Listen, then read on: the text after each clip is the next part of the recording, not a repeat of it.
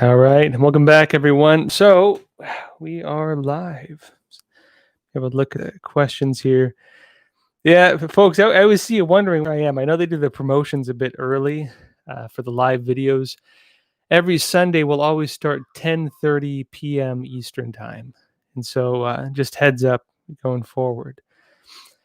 We had a few questions left over from last time I want to get to. I wonder if you're getting too much background noise. So in my neighborhood, for some reason, there's been like ongoing block parties. I don't know what's going on lately. Sometimes I keep the AC on as a bit of it muffles it out a bit, but I'm not sure if you ever can hear it. But let's get started anyways. All right, folks. So I have a few questions left over from last week I wanted to get to. You see me looking to the side here. It's because I'm reading your questions. So I have my computer here and I have my webcam here. So just FYI. Few questions left over from last week we'll get to first. If you folks have questions you want me to go over, leave them in the comments and I'll try to get to them. So first off was from MKS. I get huge pushback from Chinese nationals on social media on comments and posts, and they are rabid defenders of CCP autocratic regime. Why? So a lot of times the people you're dealing with when it comes to the, criticisms you get of any post you make online, a lot of times those are Chinese agents. The Chinese Communist Party has what they call the 50-cent army, 50 cents. Allegedly, they pay them like 50 cents per post. They allegedly got a demotion. They apparently get paid a bit less now. But these are individuals who the Chinese Communist Party pays money to all over the world, and they leave comments on YouTube, Facebook, you name it. That is the main propaganda army of the Chinese Communist Party. Now, they also have official agents who work on this. So, for example, General Political Department, Liaison Department, they do political warfare operations. If you want to read a great report on that, Project 2049 Institute did a big one on the General Political Department. And the whole thing is about Chinese political warfare. That is part of it. So they work on messaging a lot of times. Another organization that does the messaging is the United Front. We talked about it pretty often on the show. The United Front Work Department, also the Overseas Chinese Affairs Office. These guys will work on all the different messaging being pushed to all the different media, to different experts around the world, so on. In addition to that, they have the Committee of 100, which are the high-level influencers of the CCP. These are like grassroots style type influencers who push the CCP's narratives abroad. They operate openly. They even have a website, Committee of 100. Then there's another organization, which is within the Chinese Communist Party, the aptly named Propaganda Department, which frames all their narratives. These narratives are pushed through all the different branches. And so when you're dealing with a lot of these people who are very adamant about the CCP's narratives online, a lot of times you're dealing with one of these individuals. And sometimes for example, other media have actually they've done analysis on some of these accounts they use. And they found something interesting, which is a lot of times these accounts they don't look like they're Chinese. They'll, for example, hijack or use Western accounts. It'll look like you're talking to some, guy in Minnesota who has, 2 kids and runs a local restaurant. But he's really it's a front operation. It's a sock puppet being run by a Chinese agent. You find a lot of that. There were cases as well of them hijacking accounts, legitimate accounts. So you had a cheerleader, for example. It looks like a normal account, but it's hijacked and being controlled by Chinese agents to push their line. And so it's hard to see through it sometimes. Now, that's not to say there isn't some grassroots pushback. Not everyone you talk to is a Chinese agent. Actually, one of the big issues that I've written about previously and some of my colleagues have pointed out, and actually it's interesting because it's in the news now. A lot of Chinese people living overseas, they get all their information, all their news from WeChat. WeChat is one of the big Chinese social media apps. A lot of them, they have to get it to communicate with their families, their friends back in China, and so on. These are not Chinese agents. The problem with WeChat, though, and a lot of these different Chinese social media apps, is because of the Chinese Communist Party's censorship requirements, these apps do not host any voices that aren't friendly to the Chinese Communist Party. They're not allowed to show any news, any narratives that go against the Chinese Communist Party. And you have to imagine people who read nothing but this. Their entire worldview has been shaped by these narratives. They cannot get, they're living outside China, totally free world, but every bit of information they're consuming is narrative of the Chinese Communist Party, and there are a lot of them who buy it. So you also have that. That said, I think clear reason goes a long way. So I think the big issue is make it clear you're not criticizing Chinese people as a race if you're criticizing the CCP. The Chinese Communist Party tries to make its identity, say, equivalent with that of the Chinese people. I think one big thing is to separate the two of them. It is not the Chinese people doing these things. It is a totalitarian, evil communist regime doing these things. Let's move on. Next question. This is from D. Beard. Have you read The Untold Story of Mao? It seems to have mixed reviews. I thought it was very informative. Points out the mistakes the U.S. advisors made to allow Mao's forces to defeat the nationalists. I have not read The Untold Story of Mao. I also hear it's very good. And there is a big issue during the Chinese Civil Wars when the Chinese Communist Party is fighting against the Kuomintang, the Nationalist Party, which was recognized as the official government of China for a long time, and which became the government of Taiwan later on, because after they were defeated, they fled to Taiwan, the island of Formosa. I'm well aware of the U.S. role in intentionally or accidentally helping the Chinese Communist Party win. There's different speculations on whether that was intentional. And yes, there are some who allege it ties to corruption in the U.S. at that time, people who were ideologically aligned with communism. There are some people who say it was just a miscalculation and bad moves of intelligence and politics getting involved with things they shouldn't have been involved with. Long story short, many different ways the U.S. intentionally, because of ideological interest, maybe some people aligned with the CCP, or unintentionally, helped the Chinese Communist Party basically regroup and be able to fight back against the Kuomintang, such as, for example, preventing the Kuomintang from going against the CCP and defeating them when they could have. The U.S. kind of negotiated this ceasefire between them, which allowed the CCP to go back and rearm and regroup and launch its attacks back. The U.S. made many mistakes during that time, unfortunately.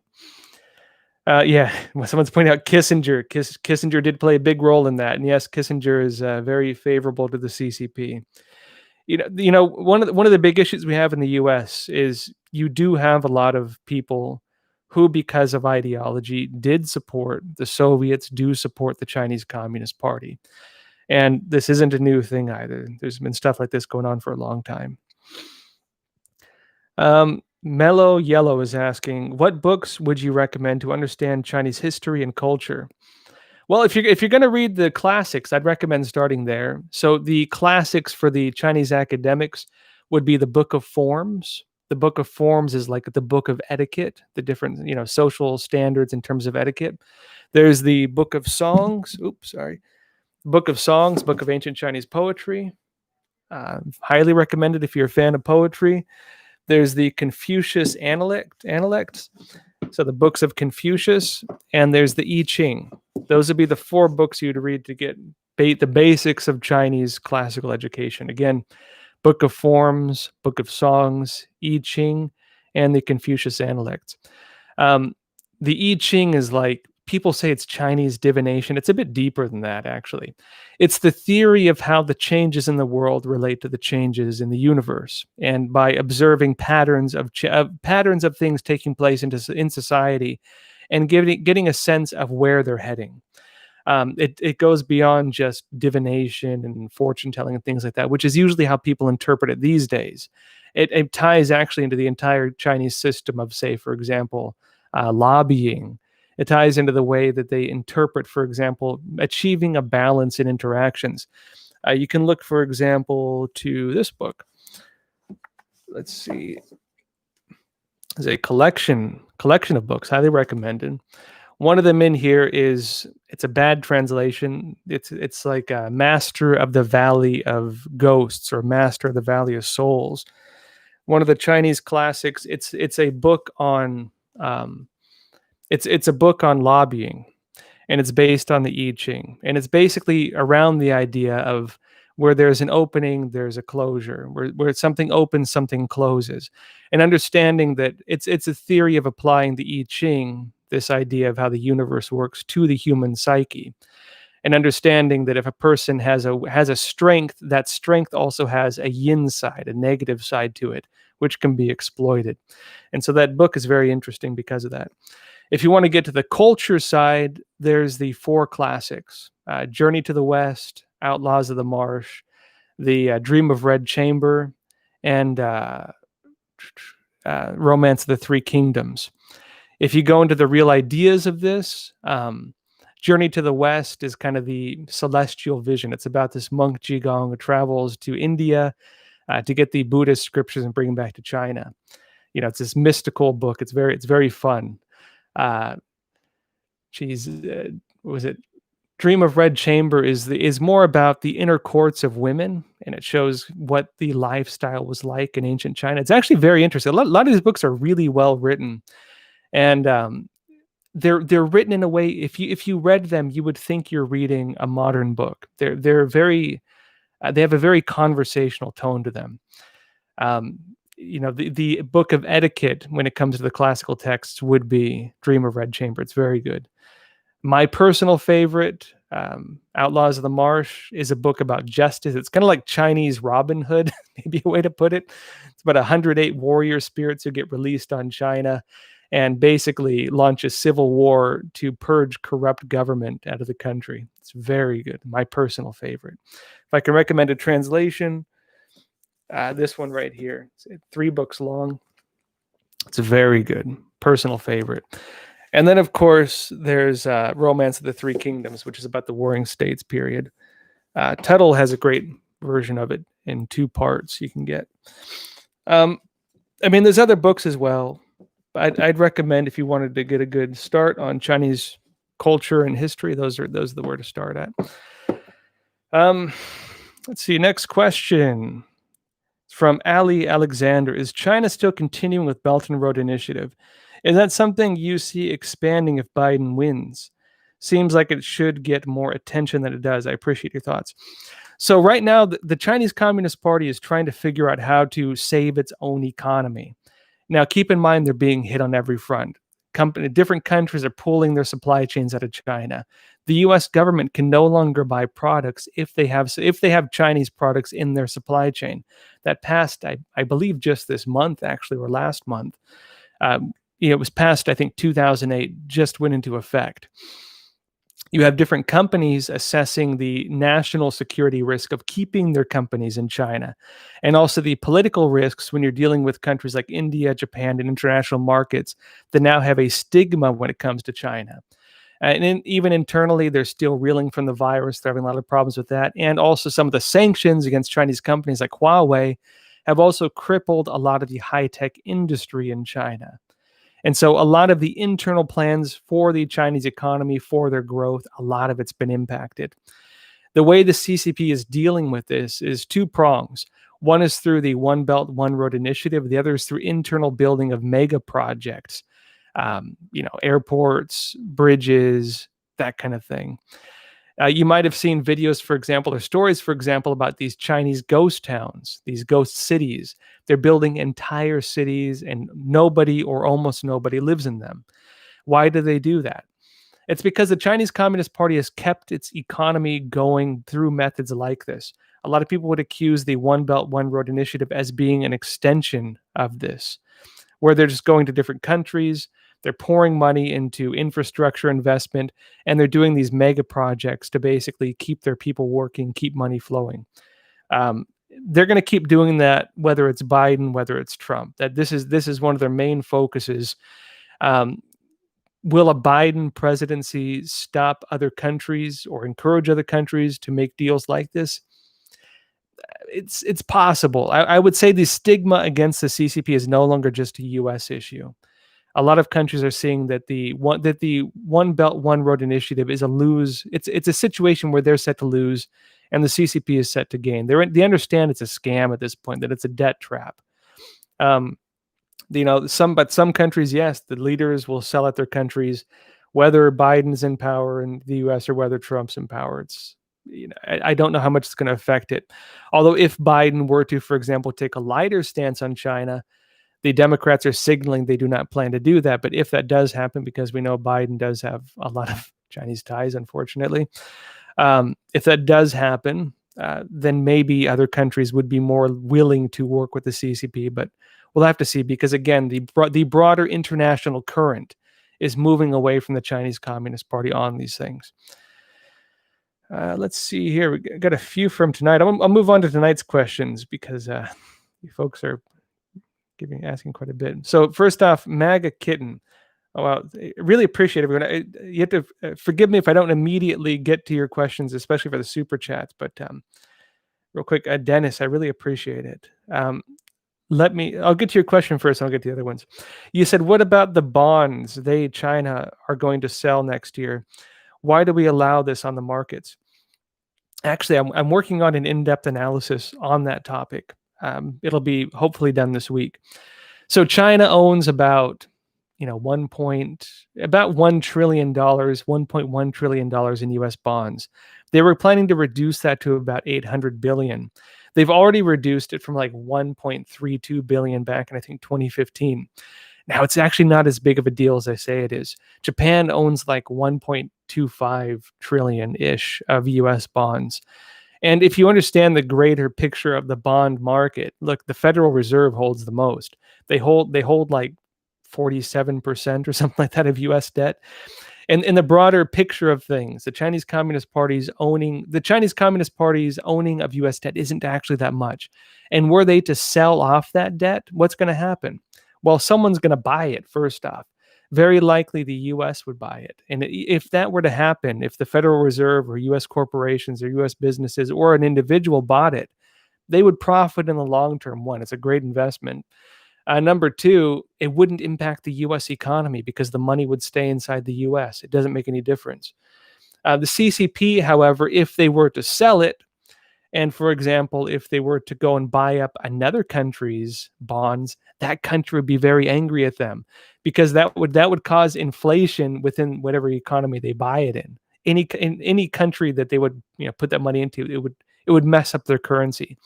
And if they did not do that, if they took that money, for example, and put it into the Chinese economy, it would cause their own currency to inflate.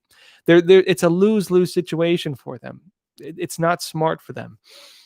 Now, they're thinking about doing it, though, for a couple of different reasons. One, they believe the United States may kick China out of this. Is in China, they believe this.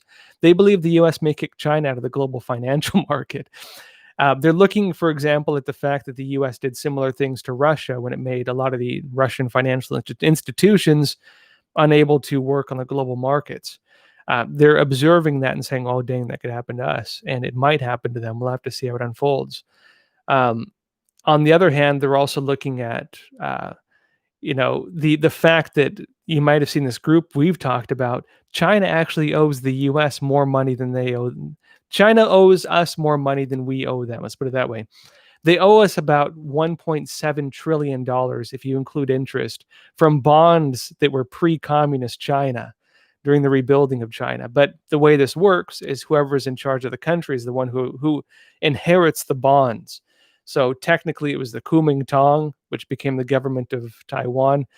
China does not recognize them as such. And so China, under the CCP, is now the holder of this debt. Now, the CCP could just say, well, technically Taiwan is, the real government of China, so make them pay it. But, they would never do that.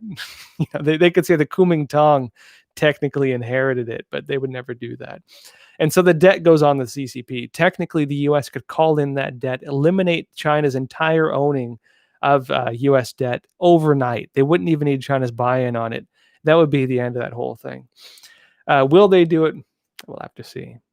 Really, this whole idea of China owning America and owning its debt, this is just propaganda. People have played it up. It doesn't hold any grain of reality. The bigger issue is if they keep the debt and we have to keep paying them interest every year on it while they don't pay us a cent on the debt they owe us. That's the bigger scam. Next up, let's see here. This is from Chris Coe. Hi, Josh. I'm a viewer from Europe, and due to time difference, I can't join your live Q&A, but I watch them when they are uploaded on YouTube. I have a question for you. Have you ever thought of writing a book, one where you compile all your years of research from the crimes in NYC Chinatown to CCP infiltration in the US to where you think the trajectory is heading? Would be interesting to read it all. Appreciate your work as always, Chris. Thank you, Chris. I appreciate it. I have thought about writing a book. To be honest, I kind of wish I would have done it earlier because 2008 to 2012, I say it often, but I was one of the first people to really talk about the United Front. And a lot of people didn't really know what it was at that time. My thought was, is it more useful to go and write a book, or is it more useful to write an article every day that exposes these things anyways? And my assessment was, actually, it's probably more useful to write an article every day. The real value in writing books isn't the book itself, just getting on. I mean, maybe if you write like a fiction book, like you write the next Harry Potter or the next Game of Thrones, yeah, you're going to do pretty well. But in terms of nonfiction, unless it's like a self-help book, which actually sometimes do pretty well, like Jordan Peterson's, was it 10 Rules for Life, I think it's called. Unless you're doing a book like that or you're doing a fiction book, it's not going to sell that well. Really, the reason people write nonfiction or political books isn't for the book itself. They do it so they can do speaking tours, and they go to different media and go talk to them. I've been in this beat long enough now where I can kind of do that anyways. To the extent where I actually have to turn down a lot of interviews these days. After that documentary came out, the one Epoch Times made, which I was the narrator of and one of the researchers on, which was investigating the origins of the Wuhan coronavirus. You might remember that when it got about, across all channels, 70 million, 100 million views, something. I can't even keep track of it at this point. I think just on Crossroads, it got like 2.5 million. You might remember because Facebook censored it, and if you shared it on Facebook, you got this, letter from Facebook telling you censored it. And then it turned out the person they hired to do the analysis, saying it's fake, actually worked at the Wuhan laboratory. Then they had some Brazilian scientists go and redo it and say it's fake. But the irony of that whole thing was that the things they tried criticizing it on ended up being corroborated by later information leaks. I mean, really, Facebook should apologize to us and retract that whole thing if they had any decency left. But regardless, I think the impact of that was good. I think most people saw the credibility of the reporting. They found it interesting. And when Facebook went and censored it, I think it actually had the opposite effect on Facebook. That said, back to the book. So after I did that documentary, I was doing 5 to 7 sometimes interviews every single day with different media around the world. To this day, still, I do a lot of talk radio, maybe once a week or twice a week. I'll do talk radio. It's been less this last month, but typically it's usually about once or twice a week. When my schedule lightens up again, I might do more of that, but we'll have to see. And so based on this, in terms of what I would like to do in terms of my work, I haven't seen writing a book as being really valuable beyond what I'm already doing. But a book is good for credibility. It's good for laying out a whole set of information. And I've thought about doing it more for that reason. Eventually, I would like to write a book, but I'm probably not in the near future. It is something I would like to do. Next question from Lucent Justin. I appreciate the donation. Thank you. How deep do you think the ties between the CCP and Big Tech really are? The data they possess is scary. Do you anticipate a system like what's in China being implemented here by private corporations / corrupt politicians? The ties between Big Tech and big business with China is pretty serious. It's one of the big. I have an analysis piece I've been working on this for a while now, and maybe I should finish it. There's always been a weird romance between big corporations and totalitarian socialist regimes.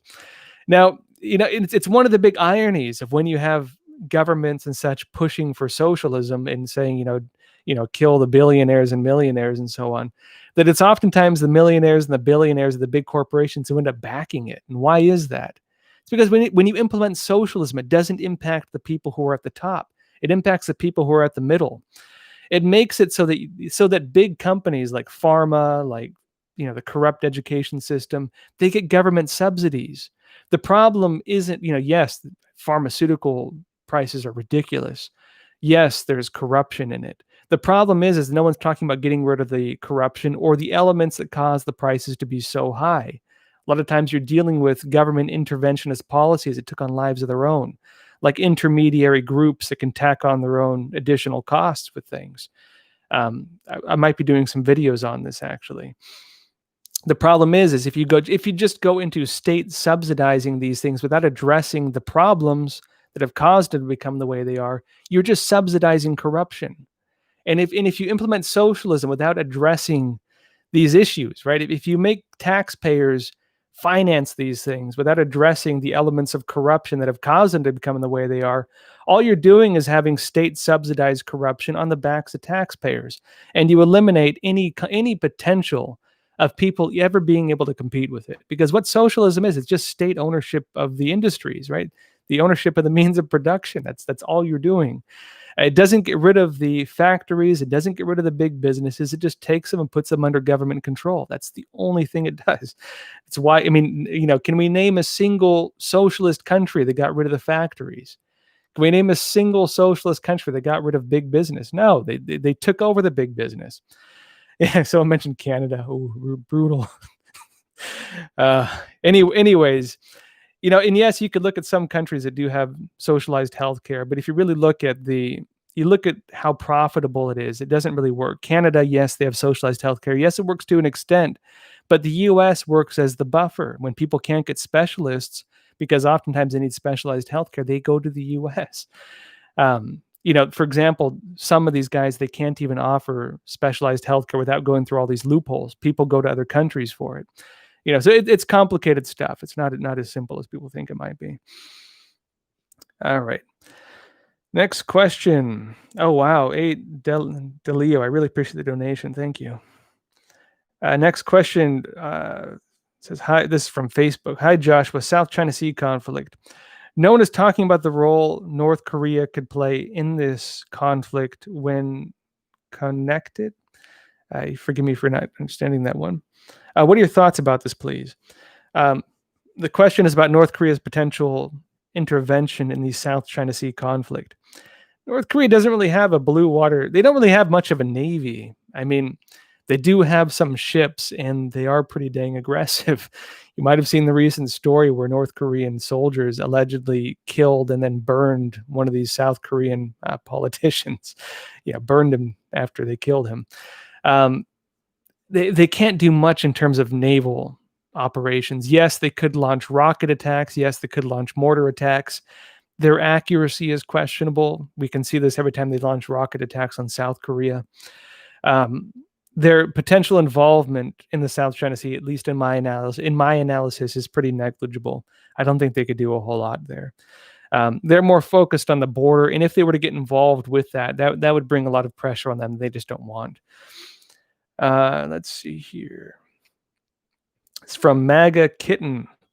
The Pelosi clan, mobsters, is one and the same as the CCP. Josh, I really believe CCP plans to invade our weakened ports.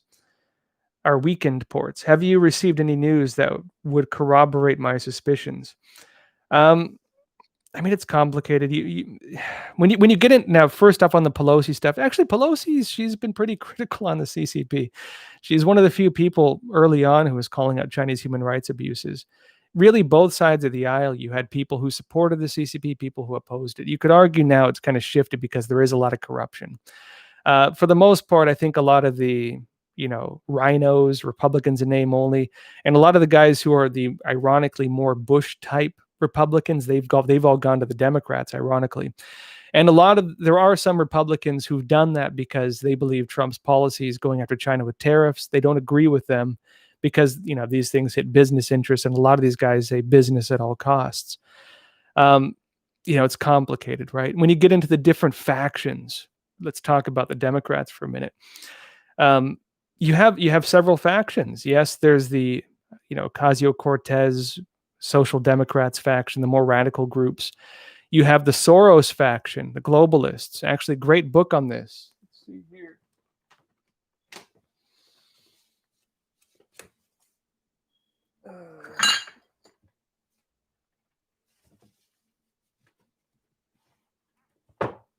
Sorry about that.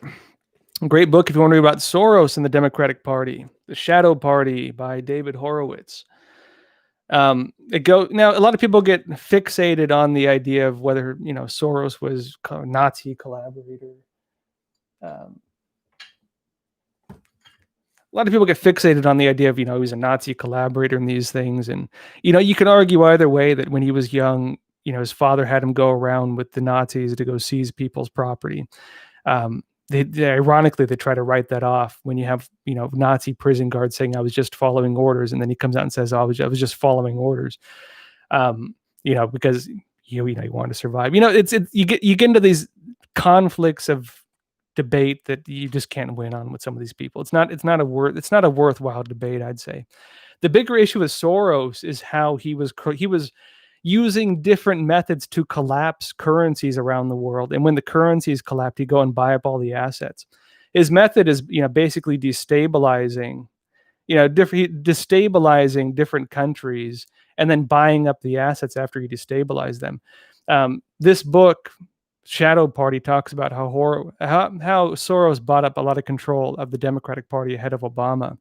There's complicated stuff going on with that.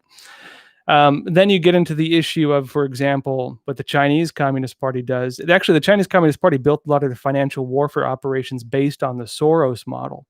If you read, for example, Unrestricted Warfare, this document written by two Chinese colonels went on to become some pretty influential people in the U.S. They call Soros a financial terrorist. Read it. Look up the Unrestricted Warfare Doctrine. Do a text search for Soros. They call him a financial terrorist based on how he collapsed currencies around the world and then went and bought up all the assets. That's how he got rich. One of the main ways. And basically, you're dealing with individuals who have this globalist agenda. They want to go in and but sometimes they're not really aligned with the CCP. They have their own interests with trying to destabilize countries and then buying up assets and so on. You have people on that front who are technically anti-CCP because they believe it's a closed society or whatever, but they have their own interests with it.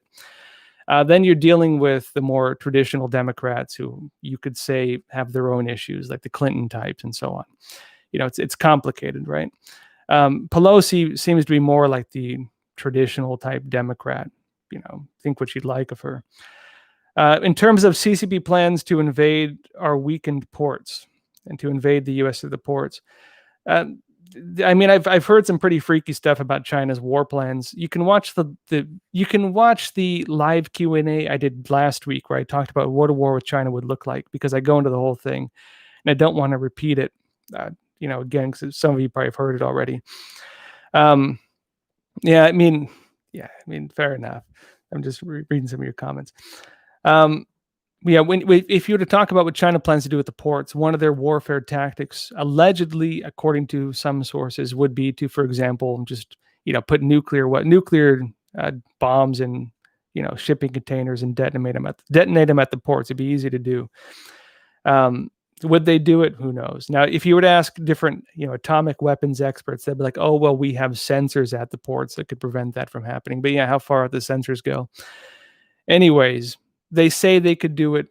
Who knows if they could? But yes, they do talk about in their doctrine manipulating our ports. This is and yes, on that note too, a lot of politicians, I believe, have been deeply compromised by the Chinese Communist Party. You do have a lot of that as well. And yes, as well, the Chinese Communist Party does work with a lot of the centralized banks, which are ridiculously corrupt sometimes, depending on where you're looking at. And so there's a lot of overlap, even with the Soros groups and Rockefeller groups and so on. Yes, you do have some overlap with that. Moving on, Karen Katwan. Karen Karwani. Currently, Japan and India decided to join hands in technical development of 5G, countering the Huawei. How do you see this quad will counter Huawei? Yeah, I saw that actually. India and Japan are building their own 5G system. I mean, if they're competing with the CCP, I mean, we wouldn't think of India as being big on the high tech market, but Japan is. And if Japan is using their technology and manufacturing in India, really, Japan working with India, they could become one of the big players on 5G in the world. The U.S. seems that yes, the U.S. is still doing 5G, and part of the Trump policy for 2020 is around 5G, actually infrastructure wise. I know there's a lot of concerns about 5G. I mean, personally, I'm not a big fan of continually advancing technology. You know, I miss the old days of flip phones. I miss the old days when I knew my friend's phone number by heart. And if I wanted to hang out, the only reason I'd call him was to say, "Hey, do you want to hang out?" you know, or just show up at his door and knock on it. You know, I miss those days. I think life was simpler before cell phones and these things. You know, fair enough. The world, but you know, fair enough. The world has changed. Can we go back to that? It would be hard. The inevitable future is 5G is spreading whether we like it or not. And I think the Trump analysis on it is if we don't do it, China's going to do it. Someone's going to do it. Who's going to do it? And what's less of a threat? You could argue all you want about the safety of it. Unless there's a massive cultural change, it's the inevitable future. And the big question is who controls it. You know, Japan and India working on it, that would be a big deal. And so, yeah, I think that could have a huge impact, and that would also put India as one of the main countries for technical, high tech manufacturing, which they're capable of. You know, I think we don't often think of India in the same light as economy as China and so on, and you know, the Shanghai picture and these types of things. Sorry, I'm just following your comments. Are you afraid of vans that pull up next to you? Nah, whatever. I don't care these days. Anyways, you know, we don't really think of India as being part of the high tech market, but really, you're dealing with people who are very, very well educated. You know, deep in their culture, really the same kind of emphasis that Chinese put on education you have in India as well. These are people who are fully capable of doing that if they had the investment and if they had the infrastructure. And so Japan bringing that there, this is going to be a big deal. I really think India is going to become one of the major countries when it comes to high-tech manufacturing, when it comes to manufacturing overall. They could replace everything that the CCP is right now in terms of manufacturing. Yeah, I know. Sorry, I turn my head and I get reading your chat sometimes. And you know, I know you folks get mad when I talk about U.S. politics. I mean, look, I'll be honest. I'm trying my hardest to be nonpartisan. you know, I have my own opinions when it comes to politics. I tend to see a lot of corruption. Let's put it that way. And I tend to look at the issues that can be fixed. That's generally how I look at things.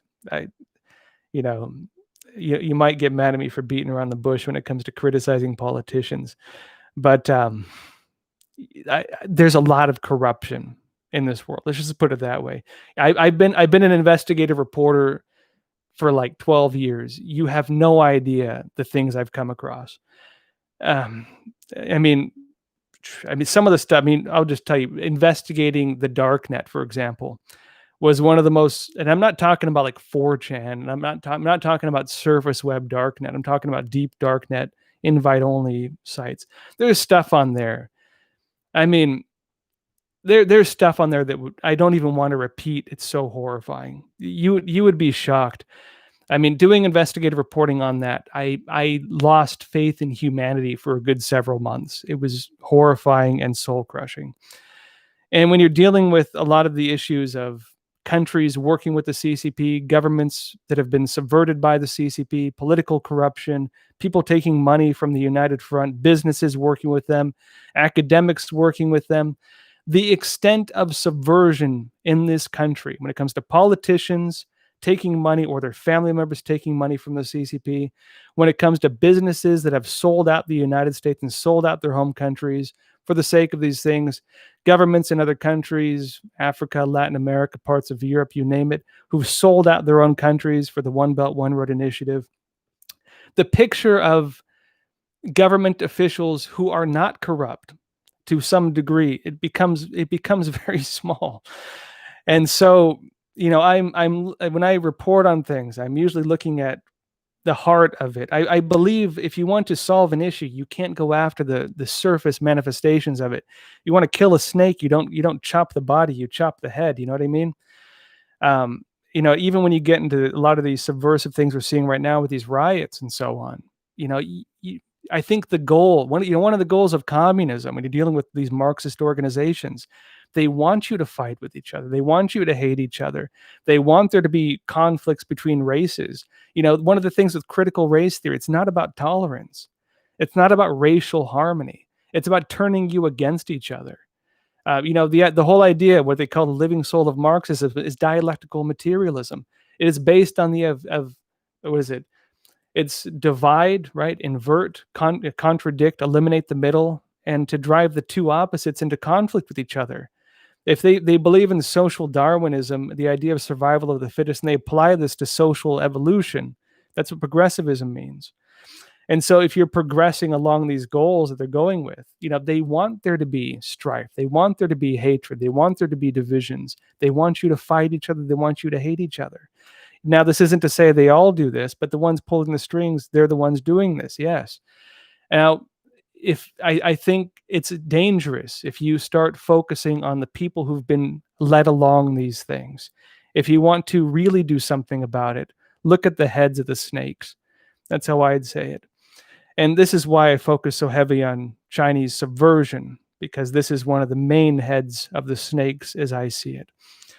And so, I could go on and on about all the different corrupt elements in the world. I could go on and on about all these things. I could go pretty deep with a lot of the stuff, to be honest. But I believe on keeping my eye on the road, so to speak, in terms of recognizing what the real cause of the problems are. So that's one of the big issues. One of you asked about the gold standard. Federal Reserve is one of, I do not believe it is a good organization. Let's put it that way. I've read quite a bit of its history. I'm well aware of how the corrupt financial systems work, how usury works, how fiat currency works, and also how the entire system of pretty much debt slavery works. The problem is if we were to adopt a gold standard, because there has been some speculation. Yeah, I'm aware of the Titanic as well, of how the individuals who opposed it were suddenly killed on the Titanic, owned by the individual who owned the Titanic. Yeah, I'm aware of this history. I'm aware of, anyways, I could go in depth in all this stuff. But again, when you're dealing with these things, I'll get to the gold standard, because someone was asking about that. There's been speculation of whether Trump will go back to the gold standard. The problem is you can't, because the international currency now is all intertwined. If he were to adopt the gold standard in the United States and the entire world did not follow it, because the entire international financial system is intertwined, you would have countries that have fiat currencies lie about their books, like the CCP does, buy up U.S. assets, and then they'd own it.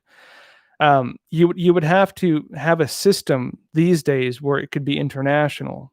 And how do you achieve that? How do you create a gold standard that works across the whole world when you have countries still using fiat currency of useless pieces of paper that they can say on the books is worth whatever they want? And when you have banking, the whole centralized banking industry that can write in a book new debt and create currency on a whim, you'd have to redo the entire financial system, not just in the U.S., but in every part of the world. I hope we see that. I hope we see that in my lifetime. But it is not a simple issue, because these things have become so deeply entrenched. And I think that's one of the big issues we're facing in this world, is you're dealing with corruption that is entrenched. You're dealing with things that were corrupt from the get-go, but have been allowed to continue now for a few generations. And because they've continued for a few generations, you can have honest people running illegitimate institutions, because the institutions and their foundations were corrupt by these things. And it's become so integrated into the way the world is run that you have to almost redo the entire international system to fix it. Things are not as simple as they seem on the surface. Next question. Sorry for that long tangent on international corruption. But hope you folks are keeping up with me here. Next up from Tony Goza. Oh, wow. Appreciate it, Joshua. Oh, wow. Denise, I always appreciate it. Thank you. Let me get to the previous ones. I'm not going to finish in time tonight. From Tony Goza. Appreciate the donation. Thank you as always as well. Will large corporations like Disney and the NBA, among others, ever stop supporting the CCP? We'll have to see. I mean, one of the reasons why Disney and the NBA supports the CCP is because they make a lot of money in China. They're facing two different. There's two different sides to this. You might those of you who've seen Fight Club, using kind of a movie reference, might remember where the guy is talking about the corruption in the insurance agencies and with cars and whether they make a recall if a car is found to have a defect that kills people. And he says, what they do is they factor in how much would it cost to make a recall? How much would it cost to pay out money for lawsuits? And if the money to make the recall is not less than it would cost to make the lawsuits, they do not do it. You have the same thing with these companies doing business with the CCP. Is the internal financial loss of bad image working with China worse and more financially detrimental than continuing working with China and censoring on their behalf? If A does not equal B, so on, they don't do it. NBA and Disney, unless they're sanctioned or unless the pressure of them not working with the CCP becomes great enough, they're not going to change it. I do think there's enough of a stigma now where it's hitting them hard. NBA, maybe they do it to themselves with or without China at this rate. Disney, Mulan was a disaster for them. Working with the Xinjiang authorities, doing what they did, it was a disaster for them. Even in China, it's a disaster for them. So we'll have to see what happens with it. If they cared about values and they cared about human rights and cared about the things they claim to care about, they would pull out, but they don't, it seems. Let's see. So I'm just reading some of your comments. All right, next question from Tony Stapinski. What do you think of Pizzagate, Pedogate, and do you think it's real? I do think that the issue of child trafficking, pedophilia, and institutionalized things like this, I've seen cases of it. One of the individuals I did a story several years back called, let's put it this way. I think it works against people's interest calling it Pizzagate. I've read the stuff. I know what you're saying. I think it goes against people's interest on it. You say it, you get blacklisted. People call you a conspiracy theorist. It's a dead, it's a dead end unless you want to get censored and blacklisted. They might, heck, if someone watches this, maybe they'll try to censor it just because I said it by name at this point. But it's ridiculous that the entire debate around child trafficking and sex trafficking and pedophilia is being censored entirely as a conspiracy theory. People try to pretend these things don't happen. What about Jeffrey Epstein? Are we pretending this whole thing just didn't happen? Are we pretending this whole thing was an illusion? That this entire, high-end elite pedophile island he was running that everybody said was a pedophile island, that somehow doesn't exist, and if you say it, it's a conspiracy theory. It's sickening, the level to which journalists and individuals try to cover this stuff up. It is absolutely sickening. You look at Jeffrey Epstein. Look at his Lolita Express. It is on the surface. Everyone knows what it was, and somehow these different news outlets are saying if you talk about these things, you're a conspiracy theorist. It's sickening. These journalists are either complicit or just completely irresponsible. Let's put it that way. In terms of that as well, in my own investigations, I've uncovered stuff like this, and it's horrifying. One individual I had on the show recently, Mark Ruskin. He was an FBI for 27 years, undercover agent. He investigated the mafia, the Italian mafia, so on. He said he was working in Belgium one time, and agents he was working on the ground with had uncovered a pedophile ring that involved many high-level politicians. They were told that they were very unhappy when they were talking with him because they said they were told to throw out the whole thing because of government corruption. And you had the same thing in the UK where you had high-level politicians. You might remember there was this big owner of one of the big media there who was found to have post-mortem, these things came out that he had been involved in things like this. People somehow they don't recognize the legitimate cases on this. Epstein being the biggest one right in our faces, and nobody wants to acknowledge it. Now, again, I think the problem we get with is that we should look at what we can prove and not try to say what we can't prove is the absolute reality. There are some pretty sick people out there. Let's just put it that way. Yeah, I did a story several years back on Soviet pedophile rings and included information, for example, on I always forget her name, Jeffrey Epstein's girlfriend. Her father was actually a suspected Soviet spy.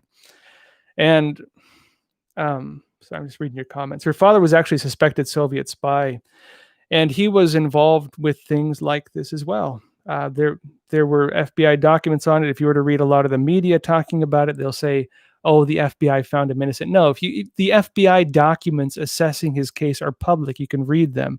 Yeah, Robert Maxwell. People say he was Mossad. People say this and that.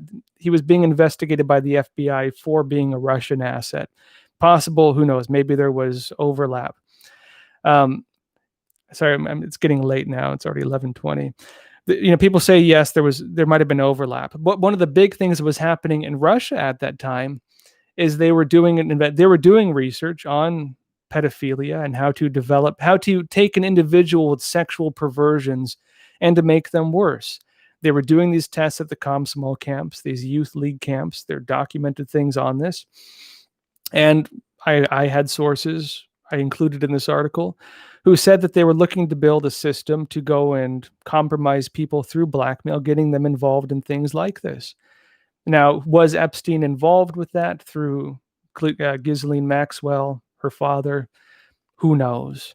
We can say, though, that Epstein was, at least according to public court documents, very likely involved in doing blackmail for that reason. You might remember the first time Epstein was arrested the first time. And ironically, the only case they brought out and tried him with was this, 16-year-old girl said she was trafficked by him, which was one of the lighter of the bunch. And, one of the cases that came out was he videotaped. He had video cameras in the rooms. He had lists of every person who was in these rooms. Why was the world never shown these things? And you have journalists who say, if you talk about this, you're a conspiracy theorist. It's sickening. And, sorry to be blunt, but that is the state of the world, unfortunately, that people don't want to look at objective reality. People don't want to look at objective reality. They will write things off as conspiracy, as ridiculous, without ever looking at them, and while denying things right in front of their faces. And that's the unfortunate reality of that debate, I'd say. Let's see here now. All right, where were we? Oh man, I'm not going to get to all your comments. It's already 11:23. From Logan Boxing 911. Let's see. No kombucha tonight. I have water tonight. What do you think of AOC and NYPD CCP spy relationship? Okay, so there was this photograph going around of Ocasio-Cortez at a human rights event for Tibetans. And among the attendees sitting next to her was this NYPD officer who turned out to be, allegedly, he's being accused right now, so we can't say he's guilty. Being accused, don't lie, the vodka. I don't drink, luckily, but given my work, the reason I don't drink is I could see myself having a problem with alcohol were I to drink, given my work, to be honest. And so I avoid the whole thing by not drinking. But yeah, anyways, there's an NYPD officer currently being accused, right? We can't say he's guilty, being accused of being a Chinese spy. Allegedly, we've read the court documents. He was Tibetan, came to the U.S., got amnesty, was working as a Chinese agent. He attended an event. AOC was there. There's a photo of them sitting very close to each other. people assume based on that photo that, well, was Cortez compromised by this Chinese spy, this accused Chinese spy, we should call, sorry, by this accused Chinese spy, we should call him. I don't think we can jump to that conclusion.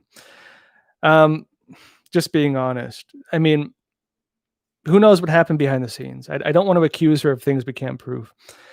At the same time, when you're dealing with these Chinese spies, look, I mean, they've had people who you could say were Chinese spies who've gotten close to a lot of politicians.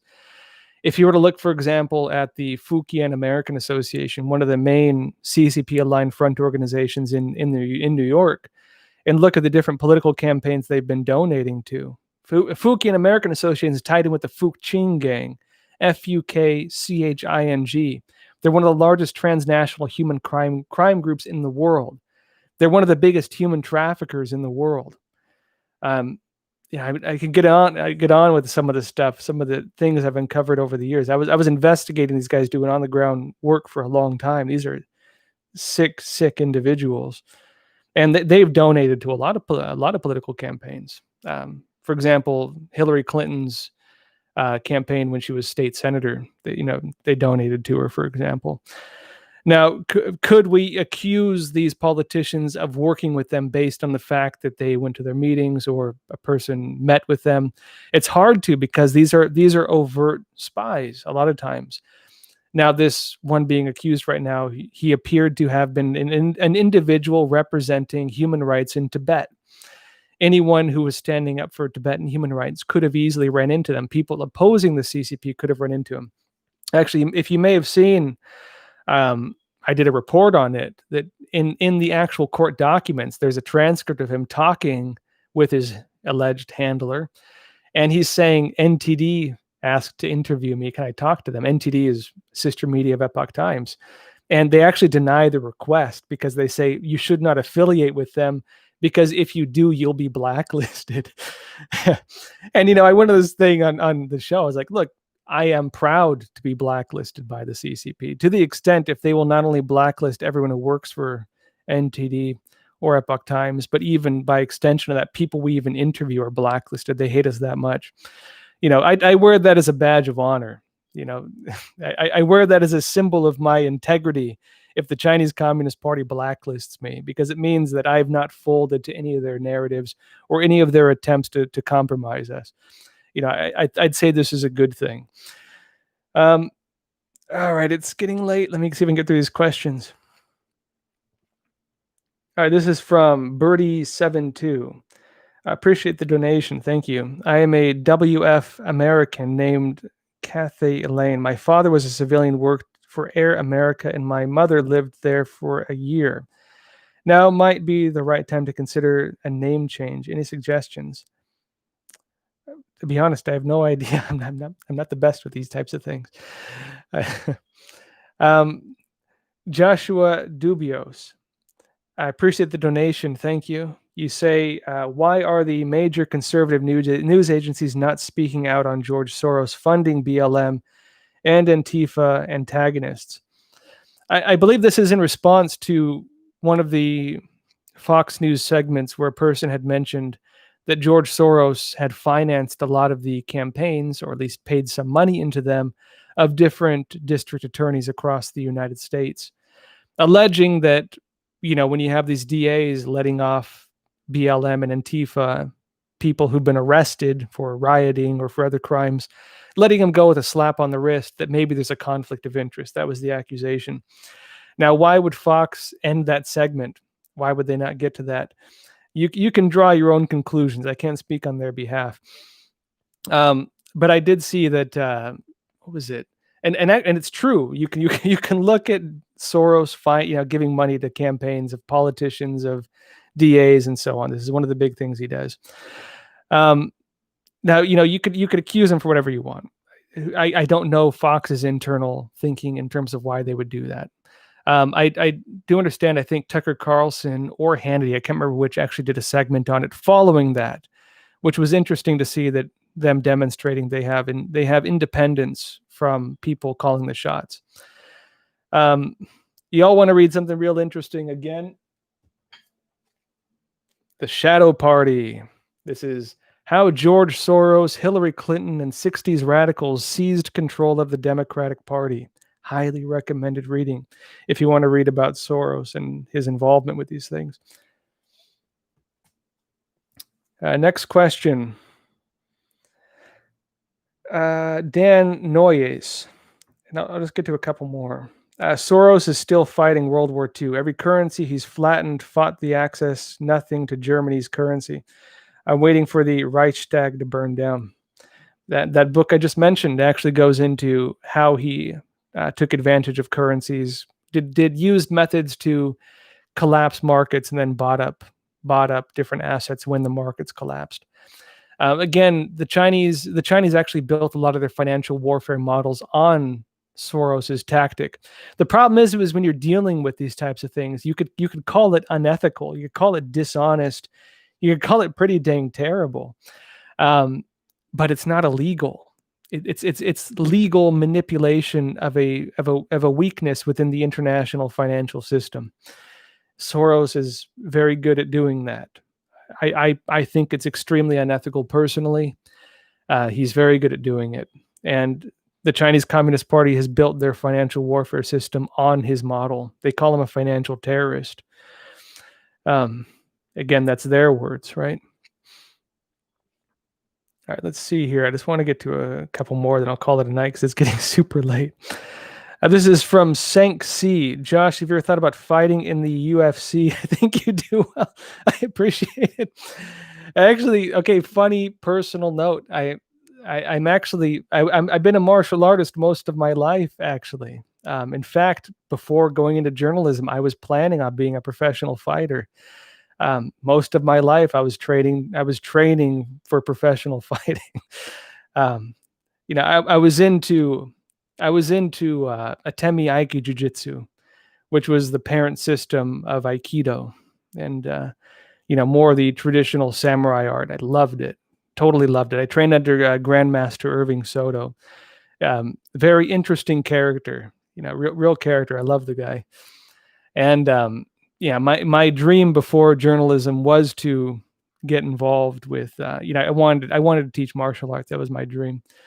But life works out in different ways, and I think the market in terms of teaching older schools of martial arts, it's not as much interest in it now. People want to learn, street fighting and Royce Gracie Jiu-Jitsu and that kind of stuff. The art has changed. All right, folks, it's late. I should end it now. Although I'd love to keep talking with you all night. Yeah, it's 11:33, so I try to go too far beyond that.